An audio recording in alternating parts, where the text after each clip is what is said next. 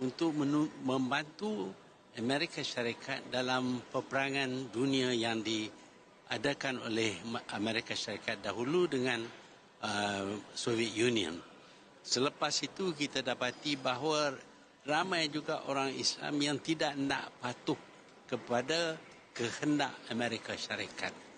Dengan itu ditubuhnya beberapa gerakan teroris yang bukan melawan dengan Israel ataupun dengan musuh-musuh lain, tetapi berlawanan sesama mereka sendiri.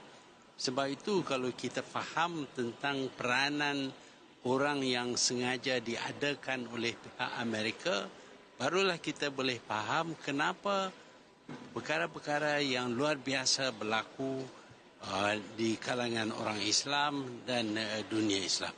Apakah nasihat Tun kepada orang muda? Mereka harus faham agama mereka. Islam melarang pembunuhan. Walaupun pembunuhan itu dibuat kepada orang bukan Islam ataupun orang Islam, Islam melarangkan pembunuhan. Terutamanya Al-Quran menekankan bahawa orang Islam itu adalah bersaudara. Tetapi kita dapati yang bermusuh sekarang ialah antara orang Islam sesama orang Islam dengan membuat tuduhan bahawa pihak yang lain itu tidak Islam, tidak cukup Islam dan sebagainya. Kalau kita ikut ajaran seperti yang terdapat dalam Al-Quran dan kita terima hakikat bahawa orang Islam itu adalah bersaudara, maka permusuhan. Faham apa yang Tuan cakap? So kalau kita bergaduh sama kita masuk dalam perangkap ni lah.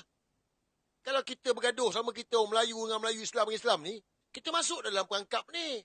Inilah yang mereka nak. Sebab itu sekarang ini mereka buat pecah dah perintah. Hantuk orang Melayu, hantuk orang Cina, orang India, Sabah, Sarawak. Ini kerja mereka. Ini New World Order.